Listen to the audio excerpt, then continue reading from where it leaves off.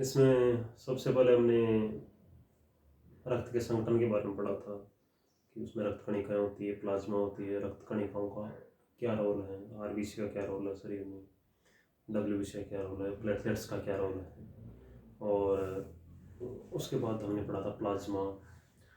और ऐसे करते हम हार्ट की स्ट्रक्चर फिर हमने पढ़ी थी, कैसे अशुद्ध ब्लड कौन कौन सी शिराओं द्वारा इकट्ठा किया जाता है और शुद्ध ब्लड कैसे शरीर में ट्रांसपोर्ट होता है, लंग्स का उसमें क्या रोल है, कार्डिक साइकिल क्या है, सिस्टोल और डायस्टोल क्या होता है, और हार्ट में बहुत सारी छोटी छोटी चीज़ें जैसे रीच का बंडल क्या है, फोरामेन ऑफ होलिस क्या है, परकिंजी फाइबर क्या है, ऐसे नोड साइनो ऑरिकुलर नोड क्या है, इसी प्रकार से एवी नोड क्या है, ये सब चीज़ें हमने चर्चा की थी। तो इसी क्रम में आज मैं बात करने चाह रहा हूँ एक छोटा सा टॉपिक है जो कई बार तुम्हारे एग्जाम में पूछा जाता है।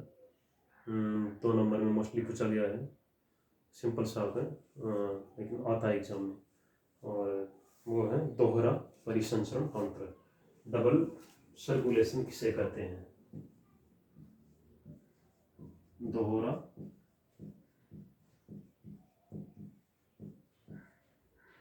परिसंचरण, दोहरा परिसंचरण या डबल सर्कुलेशन, ये क्या होता है? तो आपको मालूम है सर्कुलेशन के बारे में जो बात की थी, ब्लड सर्कुलेशन के बारे में, वो सबसे पहले की थी इसने विलियम हार्वे ने। विलियम हार्वे, और इसी ने दोहरी परिसंचरण को समझाया सबसे पहले कि दोहरा परिसंचरण कैसे होता है, क्या होता है। ये देखिए बेसिक सी एक, ये मान लीजिए हार्ट है, यहाँ पे आपको मालूम क्या है, आलिंदे, दोनों ये क्या है, आलिंदे, ये दायां लिंद और ये बायां लिंद। इधर क्या है, ये नीले है, ये दायां नीले और ये बायां नीला है। अब हमने जस्ट इससे पहले टॉपिक में बात की थी सर्कुलेशन कैसे होता है।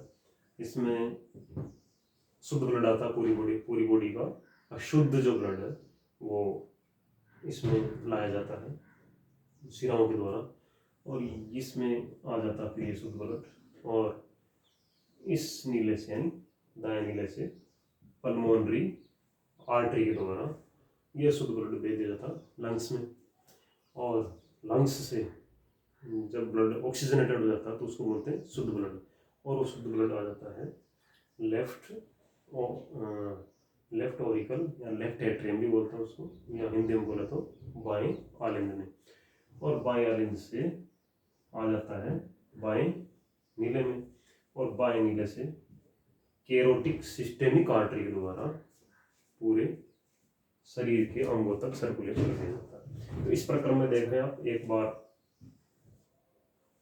हार्ट के दाहिने से ब्लड है, दूसरी बार लंग्स से, ये लंग्स मान लीजिए, लंग्स से साफ होकर दूसरी बार जो ब्लड आया वो हृदय के यानी हार्ट के बाएं से गया। तो एक और दो, तो ब्लड कितनी बार गुजरात से? 2 बार, इसलिए इसको बोलते हैं डबल सर्कुलेशन, दोहरा परिसंचरण, यानी हार्ट से ब्लड 2 बार गुजरता है। तो यही दोहरा परिसंचरण है, और इसको आप एग्जाम में कैसे लिखेंगे, अगर एग्जाम में पूछ लिया जाता है, और या तो थ्योरेटिकल लिख सकते हैं, थ्योरेटिकल नहीं लिखना चाहे तो ऐसे भी लिख सकते हैं। सबसे पहले कहाँ से शुरू करेंगे, कैरोटिक सिस्टेमिक एरोटा, कहाँ थी, बाएं नीले से जो शुद्ध ब्लड जा रहा था बॉडी में वो जा रहा था कैरोटिक सिस्टेमिक आर्टरी में। कहाँ जाएगा, अंगों तक जाएगा, अंगों में रेस्पिरेशन में काम आएगा, वहाँ से CO2 से मिल जाती है तो उसको बोलते हैं अशुद्ध ब्लड। ये फिर आ जाएगा शिराओं में, और शिराओं से फिर अग्र महाशिरा और बाह्य महाशिरा के द्वारा कहाँ पे आएगा, आलिंद में। कौन से आलिंद में आता है, दाएं आलिंद में। फिर दाएं आलिंद से कहाँ जाएगा, दाएं नीले में, दाया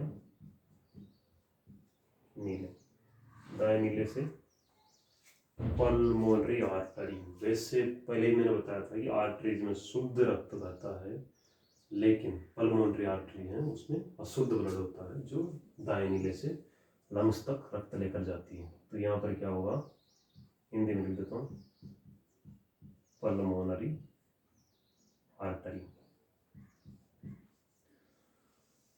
पल्मोनरी जो आर्टरी है उससे अशुद्ध ब्लड जाएगा कहाँ पे, ये अशुद्ध यहाँ था ना, अशुद्ध ब्लड कहाँ जाएगा, लंग्स में। लंग्स को बोलते हैं फुफ्फुस या फेफड़े। यहाँ से अब हो गया शुद्ध, शुद्ध रक्त। ये शुद्ध रक्त कहाँ जाएगा, पल्मोनरी, पल्मोनरी शिरा, पल्मोनरी महाशिरा। इसके द्वारा शुद्ध रक्त कहाँ पे आएगा, बाएं आलिंद में।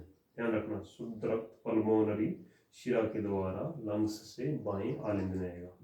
लिख देता हूँ, कहाँ गया, बायां आलिंद। कौन सा रक्त है, शुद्ध। यहाँ से किसमें जाएगा, बायां नीले में जाएगा, और बाएं नीले से कहाँ जाएगा, यहाँ पे जहाँ से शुरू किए थे, केरोटिक सिस्टेमिक, केरोटिक सिस्टेमिक आर्टरी या एरोटा लिखो तो ज़्यादा अच्छा है, महाधमनी है इसलिए एरोटा लिखते हैं। तो यहाँ से शुरू हुआ, वापस हम यहाँ पे आ गए। तो ब्लड दो बार हार्ट में आ रहा है, एक बार यहाँ पे दायां आलिंद दाएं नीले, एक बार बायां आलिंद में और बायां नीले में। यहाँ कौन सा है, अशुद्ध ब्लड है, और यहाँ पर कौन सा है, शुद्ध ब्लड है। तो एग्जाम में अगर क्वेश्चन पूछा जाता है 2 नंबर में, तो आप ये लाइन डायग्राम बना के अच्छे से समझा सकते हैं, और आपके समझ में आ गया होगा कि क्यों दोहरा परिसंचरण तंत्र इसको कहा जाता है। तो ये याद रखने वाली बात है, और एग्जाम में ये क्वेश्चन पूछा जाता है, और बहुत सिंपल है, बस एक बार दिमाग में बैठाना। ये जरूर याद होना चाहिए, कई बार कंफ्यूज हो जाते हैं कि कौन से हार्ट के पार्ट में शुद्ध ब्लड बहता है, कौन से पार्ट में शुद्ध ब्लड बहता है, कहाँ से निकलेगा, लंग्स में जाएगा, लंग्स से कहाँ एंटर करेगा। ये थोड़ा सा दिमाग बैठे, उसके बाद कोई खास बात नहीं। तो ये है दोहरा परिसंचरण तंत्र।